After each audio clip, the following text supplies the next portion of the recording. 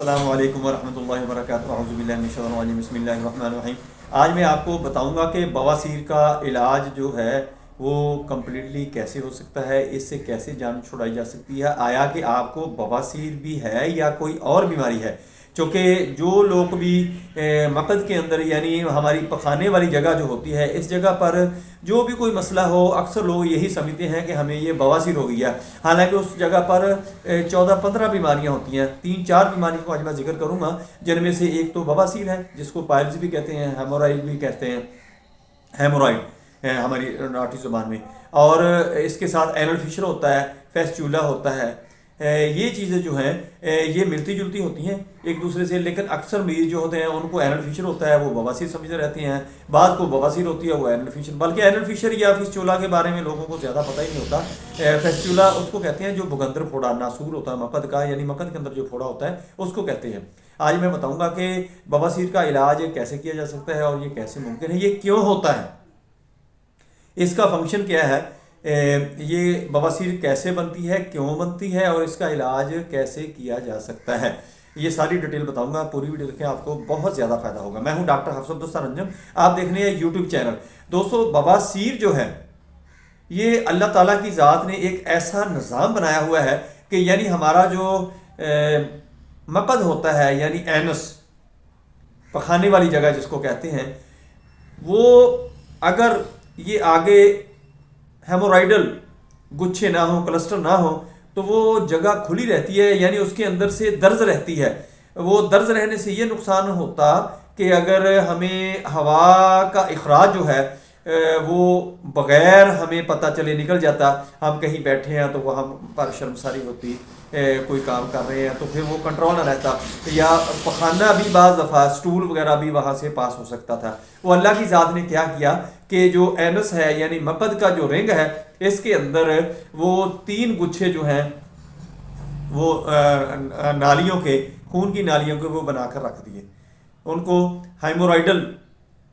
Cluster, ہیمورائڈل cluster گچھوں کی طرح ہوتے ہیں، کلسٹر میں نے گچھوں کی وجہ سے کہہ دیا اس کو، وہ گچھے 3 رکھ دیے، وہ اس کو رستے کو اچھی طرح صاف بند کر دیتے ہیں، یعنی وہاں سے اگر ہوا کا اخراج بھی ہوگا تو وہ ہمارے اختیار میں ہوگا کہ جب ہمیں پتہ چلے گا کہ ہوا خارج ہونے لگی ہے تو ہوا ہم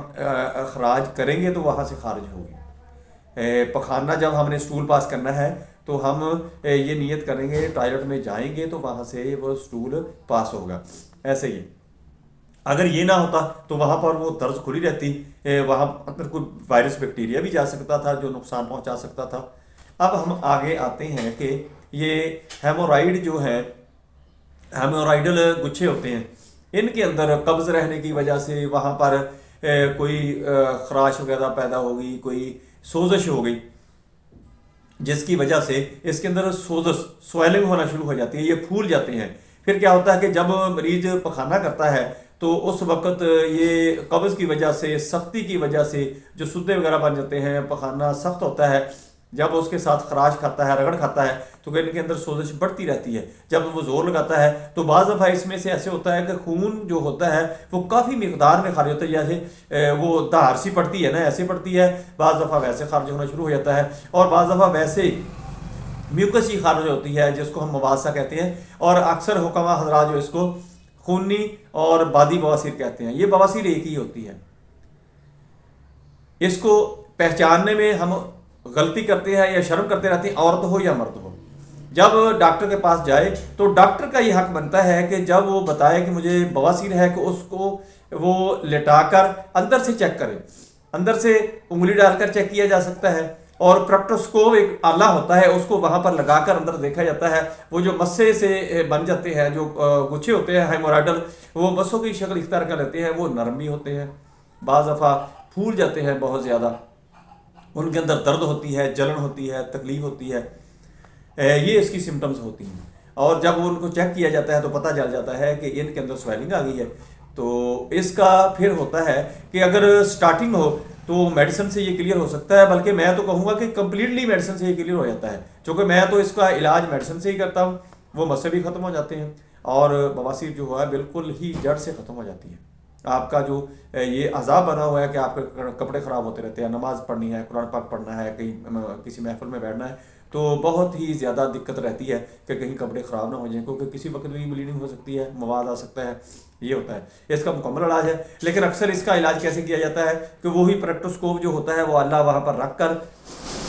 کو دیکھا جاتا ہے اور اس کے اوپر رنگ چڑھا دیا جاتا ہے، جو اس کو وینز آتی ہیں وہ بند کر دی جاتی ہیں،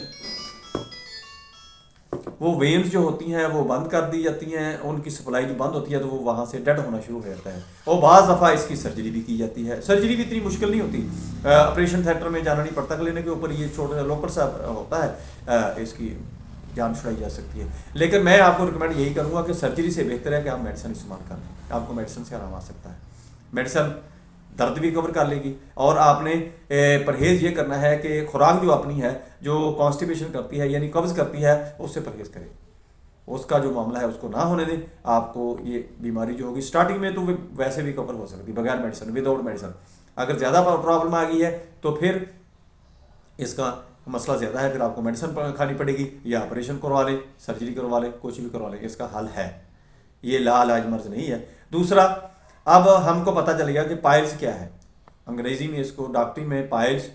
ہیمورائڈ کہتے ہیں، اور بعض دفعہ یہ بواسیر بھی کہہ لیتے ہیں لوگ اس کو، اور خونی بادی بواسیر میں نے آپ کو بتا دی ہے کہ حکامہ حضرات اکثر یہی لفظ استعمال کرتے ہیں۔ اس کے ساتھ ساتھ پھر دیکھنا ہے کہ آیا کہ اگر اس کو بواسیر نہیں ہے، اینل فشر ہے، تو اینل فشر کا بھی علاج ہوتا ہے، وہ ٹک سے لگ جاتے ہیں، جو ہمارا اینل رنگ ہوتا ہے وہاں پر ٹک لگ جاتے ہیں، کٹ سے آ جاتے ہیں، ان کا بھی ٹریٹمنٹ ہے کہ اس کو اچھی طرح صاف کر کے، اگر کوئی تازہ ہوا ہے تو پھر اس کو بہت جلد ریکوری مل سکتی ہے، اگر پرانا ہے تو بہت زیادہ شدید تکلیف دہ ہوتا ہے، مریض سٹول پاس نہیں کر سکتا، اس کو حاجت ہوتی ہے لیکن وہ باتھ روم اس لیے نہیں جاتا کہ اس کو تکلیف شدید ہوتی ہے۔ اور جو تیسری ہے وہ ہے فیسچولا، بھگندر، ناسور، مقد کا ناسور، یہ آنت کے ساتھ ایک رستہ سا بن جاتا ہے، اس کے اوپر میں نے ایک ویڈیو آلریڈی پہلے بنائی ہوئی ہے، اور وہاں سے بھی مواد خارج ہونا شروع ہو جاتا ہے، وہ ایک پھوڑا سا بن جاتا ہے، بھر جاتا ہے، پھر پھٹ جاتا ہے، پھر کچھ دیر مہینوں بھی گزر سکتے ہیں، دن بھی گزر سکتے ہیں، دوبارہ پھر بنتا ہے، درد ہونا شروع ہو جاتی ہے، پھر پھٹ جاتا ہے، ایسے یہ کام چلتا رہتا ہے۔ اس کا بھی یہ لوگ جو سرجن حضرات ہیں وہ یہ ریکمنڈ کرتے ہیں کہ اس کا آپریشن کیا جاتا ہے، وہ بھی وہاں پر ایک تار ڈال کے دیکھتے ہیں کہ یہ کہاں تک ہے، وہ اتنی جگہ وہاں سے نکالتے ہیں، لیکن میں الحمدللہ اس کا میڈیسن سے علاج کرتا ہوں، بہت ہی سکسیس علاج ہے۔ آپ اگر کروانا چاہیں تو میرے ساتھ رابطہ کر سکتے ہیں، یا کسی مقامی قابل ڈاکٹر سے آپ رابطہ کریں، تھوڑا سا لمبا عرصہ میڈیسن کھانی پڑتی ہے اور اس کا مکمل طور پر علاج ہے۔ اس کے ساتھ ساتھ اینل فشر بھی ہو گیا، پائلز بھی ہوگی، فیسچولا بھی ہو گیا، چوتھی بیماری جو ہے وہ ہے ریکٹم کا کینسر۔ بعض دفعہ لوگ بواسیر ہی سمجھتے رہتے ہیں یا کوئی ہلکی پھلکی بیماری سمجھتے ہیں، لیکن ان کو ریکٹم کینسر ہوتا ہے۔ یہ چیک کروانے سے، اس کے مختلف ٹیسٹ کروائے جاتے ہیں، اور اینڈوسکوپی کرنے سے پتہ چل جاتا ہے کہ اس کے ریکٹم کے اندر کینسر ڈیولپ ہو رہا ہے۔ اس کا پھر ٹریٹمنٹ جو ہوتا ہے، اگر فرسٹ اسٹیج پہ ہے تو وہ ممکن ہے، پاسبل ہے، اس کا علاج ہو سکتا ہے۔ آپ میرے ساتھ اگر رابطہ کریں، مختلف ٹیسٹ اس کے تجویز کیے جاتے ہیں، اس کا ٹریٹمنٹ بھی ہو سکتا ہے۔ اگر زیادہ بگڑ جائے تو پھر پرابلم آ سکتی ہے، پھر وہاں سے ریکٹم کو ختم کر کے سائڈ پہ بیگ لگایا جاتا ہے، بڑی پرابلم آ جاتی ہے۔ دوستو، میری ویڈیو پسند آئے اس کو لائک کریں، دوستوں رشتہ داروں میں شیئر کریں، بیل آئیکن کو پریس کریں، میرے چینل کو سبسکرائب کریں، اپنا خیال رکھیں، stay connected, stay happy, stay healthy. اللہ حافظ، السلام علیکم ورحمۃ اللہ وبرکاتہ۔